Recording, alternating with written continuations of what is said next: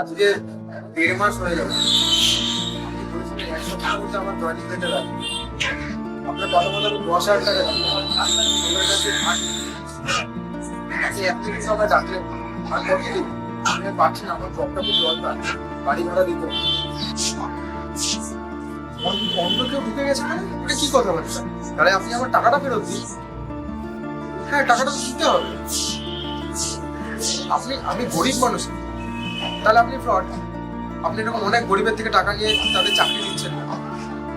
না না, এর কিন্তু আমি শেষ থেকে ছাড়বো। আপনি যা আপনি চেয়েছেন আমি তাই দিয়েছি। 25 চেয়েছিলেন, আমি 10 দিই ধার করে। আপনি বলেছেন 1 সপ্তাহের মধ্যে আমার জয়েনিং হয়ে যাবে, বাট আজকে 1.5 মাস হয়ে গেল। এটা কিন্তু আপনি ঠিক করলেন। এর ফল আপনাকে পেতেই হবে।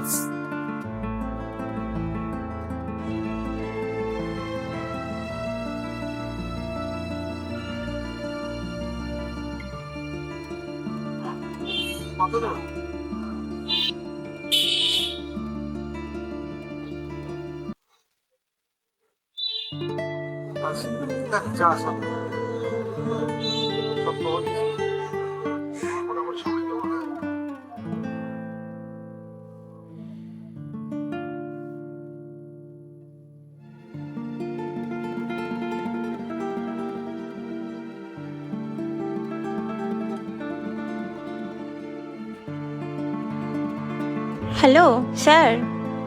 হ্যাঁ, এটা তো দেখে কোনো অফিস মনে হচ্ছে না, এটা তো ফ্ল্যাট মনে হচ্ছে। अरे छोड़ो ना, প্রাইভেট ইন্টারভিউ বলে ভি তো কিছু বাত আছে নাকি? তুমি চলে আসো পরে, আমি অপেক্ষা করছি।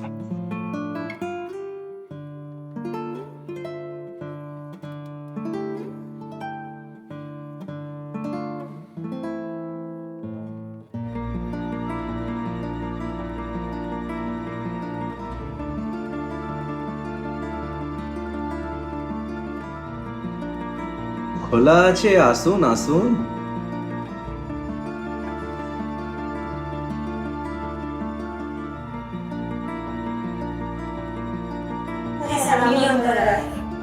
ও তুমি সেই অন্তরা? অন্তরা সবার অন্তরে যার বাস। তা অন্তরা, এর আগে কি কাম করেছো? আমি স্যার পুরোপুরি ফ্রেশার, আমি আগে কোনো কাজই করিনি। বুঝাই যাচ্ছে, তোমায় দেখে সেটা মনেই হচ্ছে।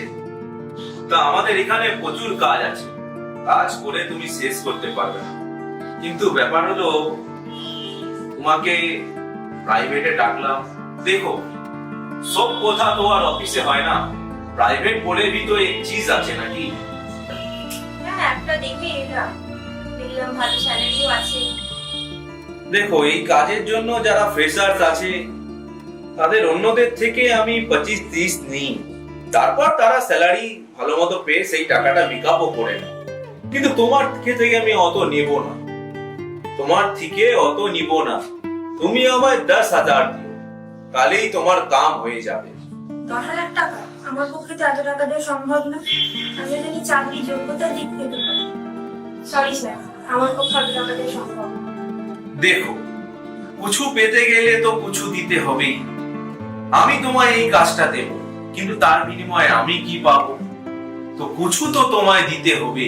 তা তুমি আমার জন্য কি করতে পারবে? আমি একটু সে কি দিতে পারবে? হ্যাঁ স্যার, আপনি যা চাইবেন আমি তাই দিতে রাজি, কিন্তু আমার চাকরিটা খুব দরকার। আমি যা বলবো তুমি সব দিবে? আপনি যা বলবেন আমি সব দিতে রাজি।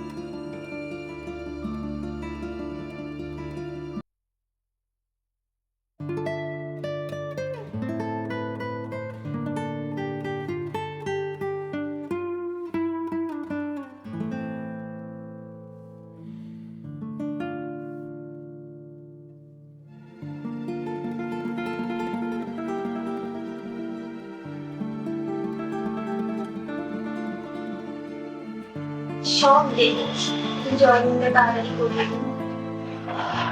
ঠিক আছে ডার্লিং, আমি জানাচ্ছি তোমার।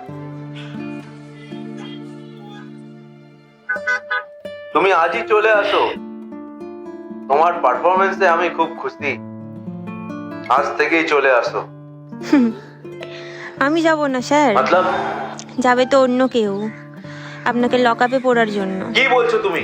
অনেকের তো সর্বনাশ করলেন, এবার থামুন, জেলের ভাতটা একটু খেয়ে আসুন।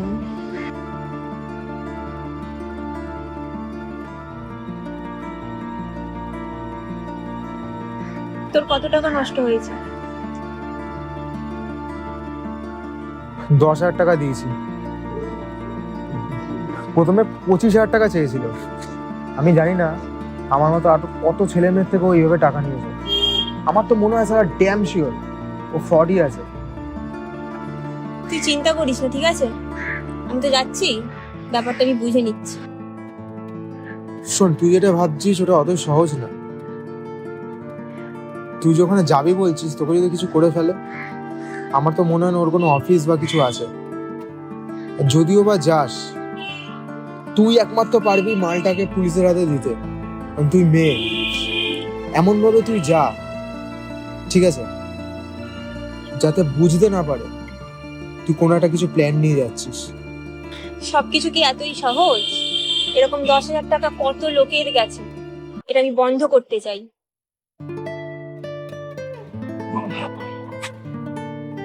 দেখ, যাই করিস ভেবে চিনতে। আমি তোর সাথে ফোনে থাকবো। কোথায় যাচ্ছিস আমাকে খবরটা দিস। তোর সাথে আমি কলে থাকবো, বাদ বাকিটা আমি দেখছি। তুই এমন ভাবে ওকে ট্র্যাপে ফেল যাতে সালা কারোর সাথেও এরকম কিছু করতে না পারে। দেখ, আমরা ছোটবেলা থেকেই বন্ধু, বন্ধুর জন্য আমি এটুকু করতেই পারি।